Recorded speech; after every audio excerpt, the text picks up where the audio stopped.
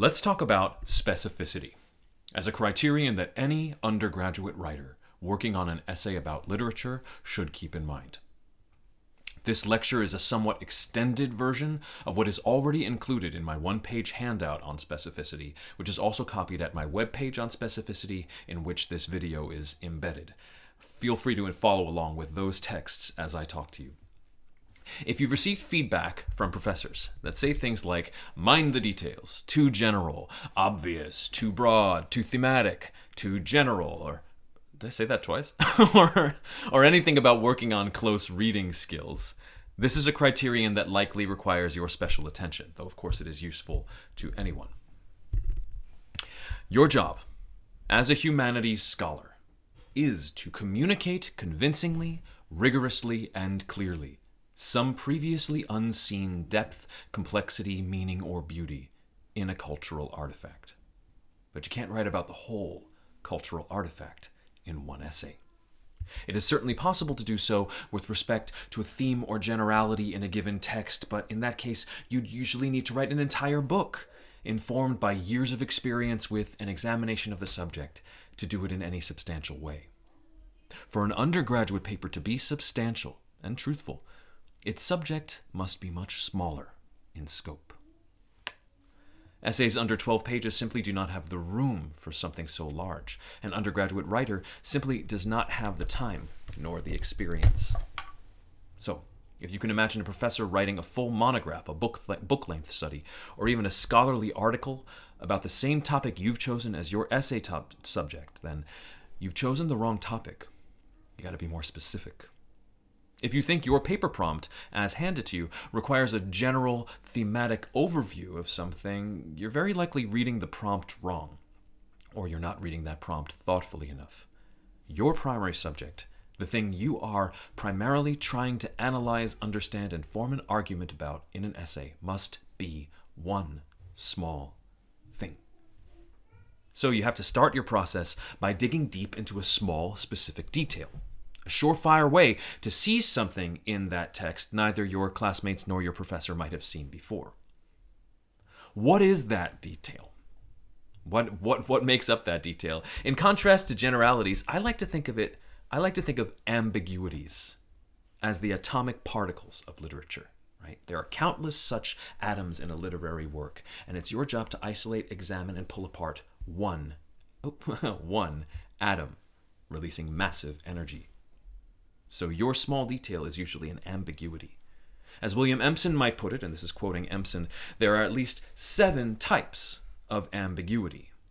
1. Any word or phrase in which 2 or more alternative meanings are fully resolved into one. 2.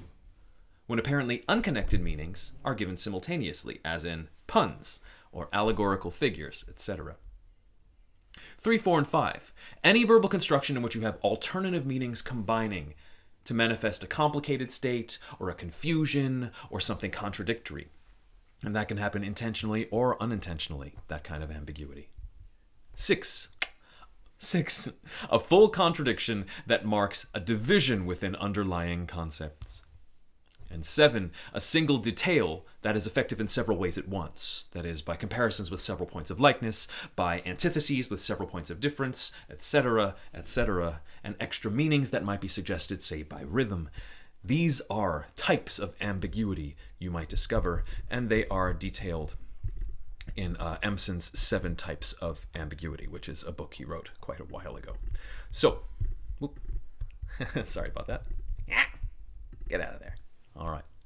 So, how do we go about honing in on and finding any given ambiguity? Well, the first thing is you got to get a detailed list of all the ambiguities in the chosen text that you can find. And we do that through close reading. Close reading. Close reading is the heart of specificity in an essay. It is in many ways as accessible to the novice as it is to the expert, hence its prevalence in undergraduate classes. You might feel like you're learning close reading again and again and again. Look for what's different every time. And close reading can empower often the novice to see details that the expert cannot. It can, and usually should, be used to form the basis of analysis of any subject in the humanities at any level in all methodologies. What is close reading? Well, according to Kennedy, Gioia, and Bauerlein in the Longman Dictionary of Literary Terms, close reading... Oh, that's the wrong quote. Sorry, y'all. Technical issues. Close reading is, quote, a method of analysis involving careful step-by-step explication of a poem in order to understand how various elements work together. A common practice of formalist criticism, that's where it begins, in the study of a text, close reading assumes that literature is a dense, multifaceted discourse that contains ambiguous, connotative, metaphorical language. That's what literature is. And that only a detailed inventory of its verbal features can account for its full significance. Broaching lines of verse or a passage of prose, close reading begins with the verbal surface, identifying the diction, grammar, figures of speech, and images. Then, and only then, might it build those elements into larger judgments about the work, say its themes, motifs, ironies, etc., taking care to reach no generalization without ample evidence provided by the close reading. Literature is a dense, multifaceted discourse that contains ambiguous, connotative, metaphorical language. Of course it is. Otherwise it wouldn't be literature. Its density, multifacetedness, its ambiguous, connotative, metaphorical language is what make it literature.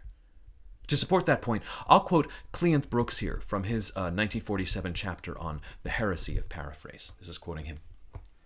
The reader may well ask, is it not possible to frame a proposition, a statement, which will adequately represent the total meaning of the poem? That is it not possible to elaborate a summarizing proposition which will say, briefly and in the form of a proposition, what the poem says as a poem? A proposition which will say it fully, and say it exactly, no more and no less. Could not the poet, if he had chosen, have framed such a proposition? Can you imagine John Donne saying in an interview, well, what I was trying to get across in Holy Sonnet 10 was... Right. Could not the poet, if he had chosen, have framed such a proposition? Cannot we, as readers and critics, frame such a proposition?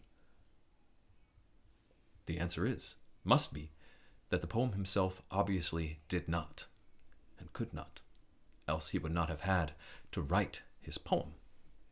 We as readers can attempt to frame such a proposition in our effort to understand the poem, that is a paraphrase. It may well help toward an understanding.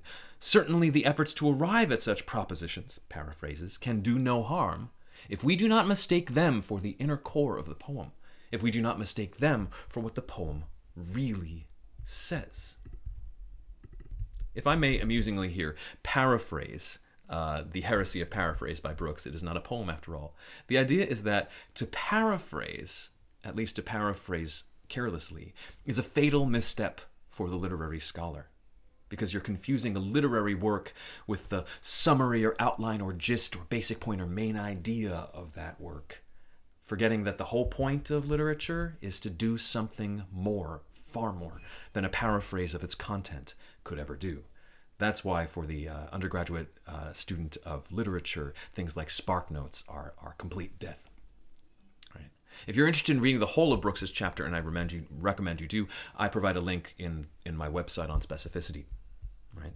So the whole point being here, right, getting at a literary work, you don't begin with the theme, you don't begin with what it's trying to say. You begin with what is happening on the surface, all of the interplay of meanings, because those are what make it literature. I don't mean to suggest that close reading can't be applied to non-literary texts or subjects. It certainly can. What I'm trying to get across to you here is that literary texts can only be studied or understood at the scholarly level by means of close reading in one way or another. That is, as the Longman editors put it, to return to this quote, only a detailed inventory of its verbal features can account for its full significance, or even begin to. I'll also provide a link below in the website, if you're watching this, the website, to some exemplary examples of close reading. That is in Stephen Booth's notation to Shakespeare's sonnets. Stephen Booth's business is to close read with what seems like an infinite page limit. Booth loads on his edition with the most in-depth, rich, line-by-line close readings, enriching our understanding of the sonnets immensely. But unless you are Stephen Booth, and if you are, hello, unless you are Stephen Booth, you must eventually weave all that data you've gleaned into a thoroughly organized argument, taking care when you do not to offer, as Booth puts it, comforting illumination by temporarily darkening all but a selected few of the lights. Booth thus challenges you to hone in and focus on something without ignoring the fullness of the text. So, how to generate the basis of an essay from that close reading inventory. If through close reading you get a whole garden of specificities, how do you be specific and focus on one thing or one set of things? I recommend the following 5 steps. 1. Translation. Go through the passage once to make sure you at least understand everything that is going on. A basic, diegetic, rational denotation, if one exists, for every datum, each word, each sentence, each piece of punctuation, each line break, each gesture, each bit of dialogue, if you're talking about a play or a film, should be clear. Right? Look up what you don't recognize. So never let anything, right, at this stage of close reading, you are gathering all of the basic details and meanings. There should not be a single mark in the passage of text you've chosen that you could not explain what it means at a basic level. 2. Data collection. Now that you've gotten that down, you search for the complex, hidden, subtle double meanings, resonances, ambiguities, etc. Here be daring and comprehensive. Note anything of interest, right? Now that you've gotten the basic meanings, what's the more than basic meaning? Note anything of interest. Consider various meanings of everything you can. Don't censor anything. Go all out. Keep an open mind. Don't judge, just collect. What could this mean? What could this mean? The OED, the Oxford English Dictionary, will help you here to gather all possible meanings from this passage. 3. And I better say to gather all possible ambiguities from this passage. 3. Hypothesis-based reading. Now, step back and look at that massive data, that inventory that you collected at number 2. Do any patterns become clear? Is anything particularly interesting to you? If not, and this part requires the most patience, you've got to rinse and repeat. Never force it. If you don't see any patterns emerge, go back to number 2 and dig again and dig again. Gather, gather, gather. But if so, now you formulate one or more possible lines of inquiry, that is, a hypothesis or 2. And then you return to the text for data collection again, but this time you return with your inquiry or inquiries in mind. Number 4, only here do you filter for stretches. Only now should you go back over the data you collected and look for things that are like, but, right? Filter out especially weak or obviously subjective observations. Once you filter those out, has the picture changed at all? If so, adjust. Now, it's important to say I'm asking you to filter only here because if you filter too early, then you're going to cut yourself off too much. That doesn't mean you should let things through that are stretches that are not true into anything you write about literature. Rather, it means you should hold off on being too judgmental until you have at least allowed your mind to play. Number 5, filter for relevance. Choose the line of inquiry that is strongest or most compelling. Remove anything not truly relevant to that line of inquiry. So once you identify what your hypothesis is, now remove anything, even if it's super interesting, that doesn't actually apply to what you find you're starting to argue. Most of what you discover in close reading, precious as it may feel, oh, it's so amazing, must finally wind up on the cutting room floor. So gather widely and deeply so that you can choose and hone down wisely.